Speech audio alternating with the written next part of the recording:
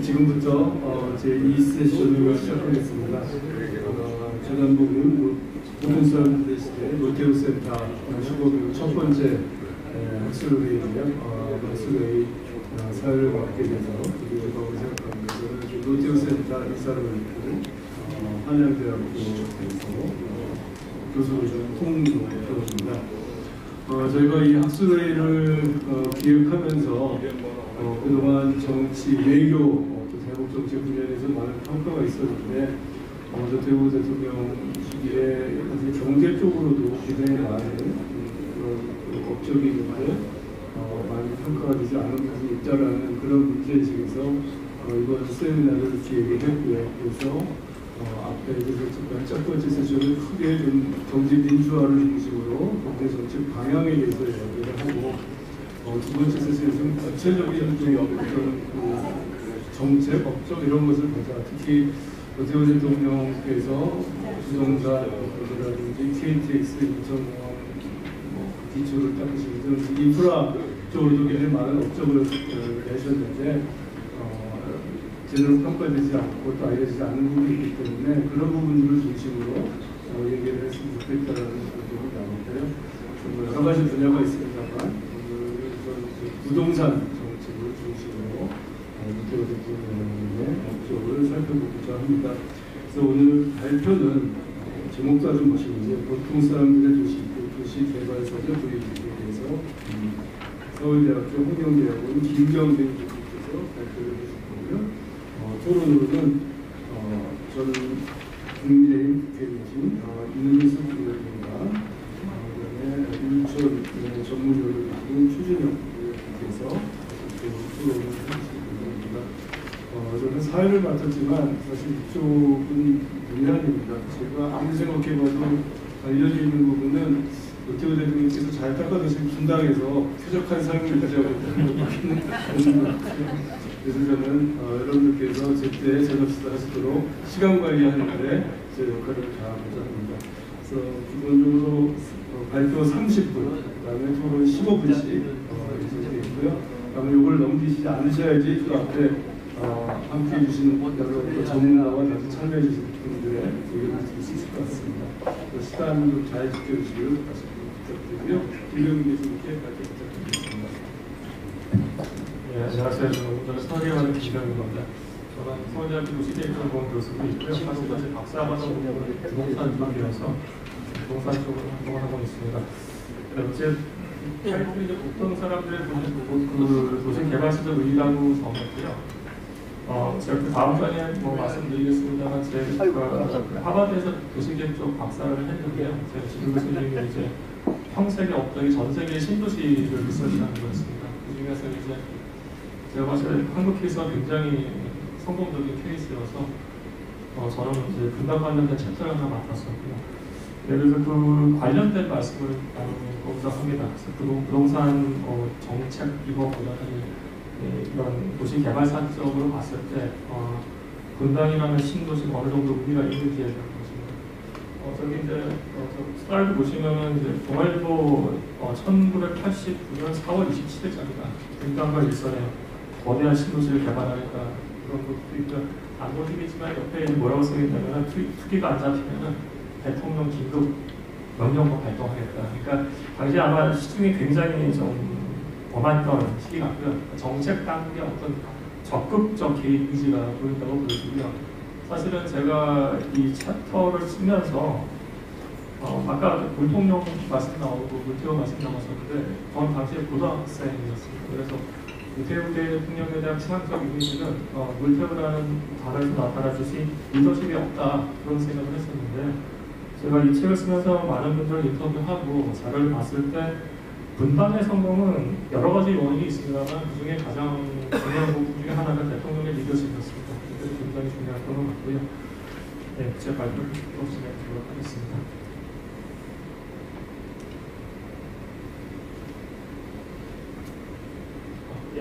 이 책이고요. 제가 맡았던 챕터인데 Right Time, Right Place, The Rise of 분당이라는 것이고요. 여기 혹시 이 책의 저 빼고 거의 대부분이 세계적인 학자들입니다. 도시계획적이요. 이 책은 제 교수님의 필생의 업적인데 보시면은 그 첫 토지가 여기가 성동이다. 그러니까 우리나라가 분당을 비롯해서 신도시 개발을 정말 잘하는 나라입니다. 그리고 이제 그걸 어떻게 보면 하나의 보여주는 케이스라고 볼 수 있을 것 같고요. 이제 뭐 우리가 다 아는 분당의 현장입니다. 지금 뭐 IT 중심의 어떤 대학 오피스 타운이요. 그러니까 우리나라가 사실 오피스 타운이 여기 있는 그 종로 CBD 있고요, 여의도, 강남도 있고 분당이 신도심에도 불구하고 굉장히 강력한 오피스 타운으로 성장했습니다. 그리고 이제 중산층, 사실 어퍼 미들클래스 타운으로 성장했습니다. 신도심에도 불구하고 분당은 중산층 이상의 어떤 주거지로서 이미지가 굉장히 강력합니다.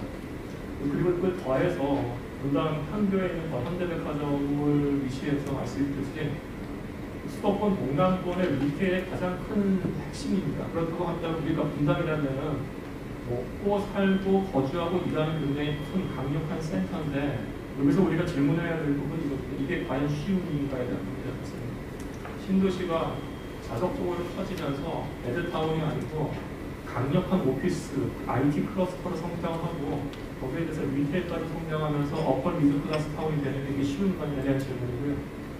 결코 쉽지가 않은 겁니다, 사실. 특히 분당 같은 경우에는 IT 관련된 기업들이 흡입력이라는 게 대단합니다. 예를 들어서 제가 이제 프랍테크 회사들하고 좀 인터뷰를 해보면은 종로에 있는 IT 회사들은 강남으로 가고 싶어요. 그 이유를 물어보면은 분당과 판교에 있는 노동력들이 종로를 안 온답니다. 그만큼 분당과 판교가 어마어마한 그 위치를 차지하고 있다고 볼 수 있고요. 뭐 다 아시겠습니다만 사실은 일본 동명 주변에 타마뉴타운 같은 경우에 거의 베드타운 타운이 있고요. 인구가 무량화되어 있고 심각한 문제가 나오고 있습니다. 따라서 이 분당같이 새로 만든 신도시가 이렇게 그 주거단지로서의 특징인 중산층 이상의 타운을 자기 내리하면서 그 지속 가능한 성장을 얘기하는 잡센터를 성장하는 경우는 그렇게 사실 도시 개발사적으로 그렇게 많은 경우는 아닙니다. 이게 굉장히 그 유니크한 케이스고 사실 우리가 이걸 약간 좀 평가를 덜하지 않느냐 그런 생각을 좀 합니다. 네, 다 아시겠습니다. 수도권의 한창입니다. 이제 서울이 완전 개성 넘어가고 있고요. 여기서 핵심적으로 하나 말씀드리면은 많은 분들이 강남을 신도시라고 생각을 하시는 게 맞을 수도 있습니다만은 노태우 정권에서의 그 분당 같은 신도시를 평가하는 기준은 최초의 광역 체계 신도시라는 겁니다. 즉 강남 같은 경우에 서울에 연접해서 서울에 확장이 되면서 새롭게 만들어지기 위해서 분당이라든지 일산을 포함한 제1기 신도시 같은 경우에는 서울과 연접하지는 않습니다. 다만 거리가 떨어져 있는데 그게 이제 굉장히 서울과 연계되면서 광역적 차원에서 개발이 될 것이기 때문에 그거는 개발서적 차원에서 굉장히 큰 의미가 있지 않나 그렇게 생각이 됩니다. 당시에 이제 시대적 상황인데요. 아까 다 고모님도 말씀하셨듯이 당시 GDP 성장률이 어마어마합니다. 10%에 가까운 GDP 상승을 이뤘고요. 이게 어마어마한 GDP 상승이 이루어지면서 사실 서울 같은 경우에 인구가 굉장히 폭증합니다. 당시에 이제 1,100만까지 갔다가 지금은 사실 1,000만 왔다 갔다 하잖아요. 그러니까 GDP가 상승하면서 1인당 그 소득이 상승하는 가운데 중산층이 확장되는 가운데 서울 지역에 이렇게 인구까지 늘어나가는 데는 당연히 지가가 폭등할 수밖에 없고요. 지가가 폭등하는 경우에는 주택 공급이 부족하다고 했을 때 부동산 가격이 폭등할 수밖에 없는 상황입니다. 그 당시에 이제 부동산 관련해서 토지 가격의 폭등이라는 것은 놀라울 정도였습니다. 매년 30% 정도의 폭등이 있었기 때문에 당시 정권 차원에서의 리스크였을 압박이라는 것은 굉장히 상당히 크지 않았을까 그렇게 생각됩니다. 그리고 이제 그러면서 이제 그 신도시 개발에 대한 원칙이 만들어지는데 사실 이게 굉장히 중요하다고 봅니다. 첫 번째가 이제 위치고요. 서울에서 근교해야 됩니다. 사실 제1기 신도시와 제2기 신도시가 평가가 다르다는 이유는 뭐냐면 제1기 신도시 같은 경우에 강남 집값을 잡는다는 목적이 있었는데 그거 성공을 시켰습니다. 왜냐하면 서울에서 가까웠거든요. 분당이요. 근데 제2기 신도시 같은 경우에 사실은 서울, 강남과 접근성이 상당히 멉니다. 그래서 제2기 신도시의 효과라는 것은 주변 지역의 집값을 잡아버렸습니다. 사실. 그래서 신도시 개발의 원칙에서 저 위치라는 것, 서울 통근성 10km 이내라는 게 굉장히 중요한 부분이고요. 접근성, 그 센터, 강남과의 어떤 접근성이라는 것, 그리고 규모의 경제를 확대하기 위해서 일정 수준 이상의 가구수를 둔다는 것, 플러스 이제 또 다른 성공 요인이면 토지 가격이 저렴한 부분이 있었습니다. 사실. 그리고 이런 다양한 많은 부분들이 연결이 돼서 분당에 좀 성공을 좀 해야 되지 않을까 그렇게 생각이 듭니다. 사실 제가 광역도시와 관련된 최초라고 말씀을 드렸는데요. 이거는 사실은 1920년대, 30년대 경성의 상황입니다. 근데 그게 사실 1980년대 우리가 굉장히 비슷합니다. 예를 들어서 1920, 30년대 서울 경성 상업화를 겪으면서 많은 사람들이 경성으로 옵니다. 그래서 그때도 보시듯이 주택 간의 대경성, 그리고 지역 간의 인구론 포화상 이런 얘기가 계속 나오면서요. 일제가 추구하는 게 두 가지 전략을 합니다. 첫 번째가 광역 설계, 광역 계획을 합니다. 경성 주변으로 그 위에 보시면은 주변에 있는 신도시라는 것들이 그 개성, 의정부, 이천, 수원, 김포, 인천 등으로 굉장히 큰 광역 선거입니다. 저게 1930년대에 일본에서 일제가 플랜한 대경성 계획이라는 것이고요. 당시에 이제 2차 대전으로 돌입하면서 사실 거기 실제로 구현이 되지 않습니다. 그러니까 이런 계획이 있었는데 이게 50년 만에 된 게 노태우 정권의 제1기 신도시가 보면 될 것 같습니다. 우선 노태우 정권 시대의 어떤 개발의 어떤 그 방식을 보면 당연히 탑다운입니다. 이렇게 거대한 개발의 경우에 마지막 개발이 그렇게 많지가 않습니다. 대부분의 탑다운 모습이고요. 그리고 이제 여기서 많은 그 조직들이 역할을 합니다. 근데 여기서 가장 강력한 역할을 했던 건 사실 청와대입니다. 제가 당시에 그 리서치를 하면서 자료를 찾아봤을 때요. 그 노태우 대통령 본인이 주택 관련 모든 미팅에 참여해서 회의를 주재했다는 얘기가 나오고요. 그리고 이제 주택 관련된 그 태스크포스 팀을 가동을 해서 청와대 안에 전반적인 개발 계획을 컨셉했습니다. 그리고 자료에 보면 이제 우리나라 다 공직에 계신 분 아시겠습니까? 부처 이기주의가 존재하는 것이 현실이기 때문에 국토부 의견 또는 기재부 의견 분명히 달랐을 것이고요. 이거를 컨트롤하는 타워가 반드시 존재하는데 그 타워로서의 그 역할을 청와대, 특히 노태우 대통령이 모든 회의 주재를 했다는 것 자체가 그 리더십이 강력했다는 걸 좀 굉장히 중요한 포인트 같고요. 그 관점에서 더 조직부라는 것도 의미가 있을 것 같습니다. 이 청와대와 그 밑에 있는 태스크포스 등의 모든 것들을 잘하는 구조가 있는 것입니다. 그리고 이제 구체적 개발과 관련해서는 건교부가 뉴타운 플랜을 마련합니다. 거시적인 어떤 플랜 같은 것들이죠. 그리고 또 다른 역할을 중요했던 역할을 한 그 조직은 토지공사입니다. 지금 LH가 합병되기 전에 랜드 코퍼레이션이죠. 그래서 제가 봤을 때 우리나라 이 토지공사, 랜드 코퍼레이션이 굉장히 이걸 잘했다고 봅니다. 특히 신도시와 관련돼서. 다음에 말씀드리겠습니다만 신도시와 관련해서 핵심적인 부분은 토지 수용을 얼마나 잘하는가. 그 적정한 가격에 토지 수용하는 분들의 반발을 누르면서 얼마큼 토지 수용 잘하냐. 그리고 난 다음에 토지 공급을 얼마큼 사실 상대적 고가에서 그 수익으로 인프라스트럭처를 개발하는데 그 역할에 있어서 토지 공사 역할이 굉장히 성공적이었습니다. 이 부분은 이제 토지 수용과 관련된 부분인데요. 초기에는 이제 당연히 이제 그 지역 주민들의 반발은 있었습니다. 다만 이제 이때 반발은 많은 분들이 이제 그 토지 보상가가 낮지 않을까의 염려였고요. 하지만 당시 토지공사는 그 마켓 레이스도 시장가로 보상을 했습니다. 그러면서 사실 굉장히 큰 사업임에도 불구하고 토지 보상과 관련된 이슈가 그렇게 크지는 않았습니다. 이제 도시 설계적인 측면에서 봤을 때요. 사실 이게 이제 저같이 도시 계획하는 인간으로 봤을 때 굉장히 좀 기념비적이라고 볼 수 있는 것이 우리나라가 굉장히 다양한 개념들을 막 섞습니다. 그러면서 그거를 이뤄냈는데요. 사실 이 시도들은 강남을 설계했던 데의 방식들이 사실 여기도 차이가 되게 큽니다. 예를 들어서 거대한 블록 단위로 개발을 합니다. 강남도 보면은 테란로가 굉장히 크지 않습니다. 강남역부터 역사역까지. 분당도 이제 그 정도 크진 않지만 굉장히 큰 블록 단위로 개발을 하고요. 그리고 이제 여기서 또 다른 제가 봤을 때 좀 중요한 전통이라는 건 소셜 믹스에 대한 전통입니다. 중산층 타운이니까 중산층 잘 사는 사람만을 위한 타운이 아니고요. 소셜 믹스를 항상 고민합니다. 강남도 제가 봤을 때 그랬다고 보고요. 그러니까 강남 같은 경우에도 영동 아파트 같은 데는 연탄되는 아파트가 존재하고 사실 주공 아파트 작은 아파트였지 않습니까? 서민부터 중산층까지 할 수 있는 아파트를 만들었고 이게 신도시대에 적응이 됩니다. 즉 그 아파트 단지들도 굉장히 많습니다만 다세대 연립 단지들도 굉장히 많이 지고 있습니다. 그러면서 건물 유형에 대한 다양성 그리고 이제 다양한 소득이 살 수 있는 것들에 대한 개념들을 이제 집어넣습니다.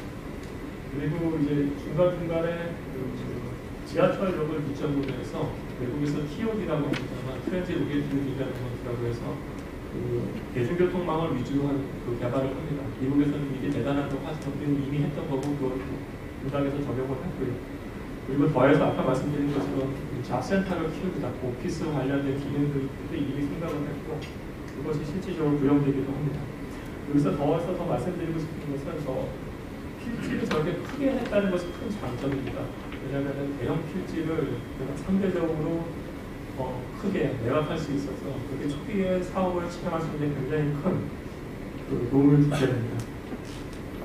그 부분이 이제 처음에 잘 안 보여줘서 죄송합니다만은 공장 같은 경우는 1989년부터 98년까지 토지를 매각합니다. 빨간색이 토지 매각 수익이고요. 파란색이 이제 토지 수용비입니다. 첫 해의 경우에 토지 수용 비용보다 토지 매각 수익이 벌써 플러스가 나오게 됩니다.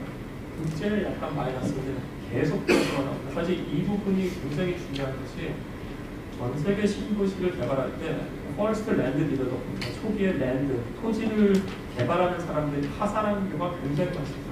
그 파산한 경우에 많은 이유를 보면은 토지 대금을 맨 처음에 확보하지 못하는 경우에 파산합니다. 분당 같은 경우에 저런 식으로 굉장히 압도적으로 처음부터 수익을 내면서 여기서 수익을 내면서 중요한 것이 기존에 있던 사람들의 수용했던 토지를 저가로 후려쳐서 사는 게 아니고 시장가로 보고 있음에도 불구하고 토지를 만든 비용 자체에서 수용을 못하는 것이 굉장히 중요한데요. 그렇게 하면서 도시를 만들었다는 것 자체가 굉장히 큰 사실 기념비적인 일이고요. 그리고 이 많은 비용들이 오른쪽에 있는 타임그래프처럼 지하철 건설이라든지 도로 건설, 공원 등 주변 분당을 위한 인프라스트럭처에 그대로 들어갑니다. 따라서 공공이 굉장히 엄청난 의미가 있고 이게 도시개발사적으로 의미가 있다는 부분입니다.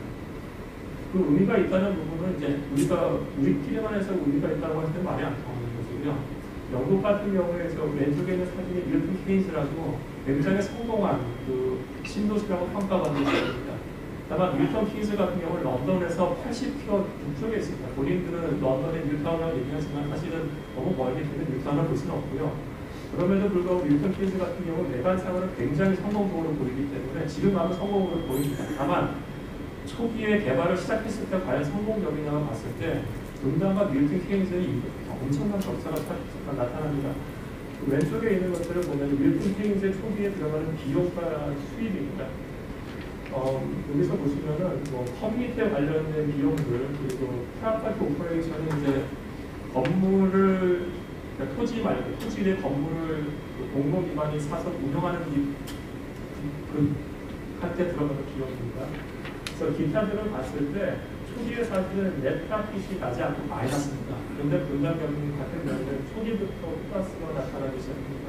즉 제 교수님 성함이 파이저 교수인데요. 파이저의 창과 관련된 논문이 있습니다. 전 세계 신도시들 분당을 일을 했을 때 본인이 봤을 때 신도시 개발에서 세 가지 요소가 굉장히 중요한데 첫 번째는 빠른 토지 수용과 매각입니다. 캐시를 빨리 제공하는 거죠.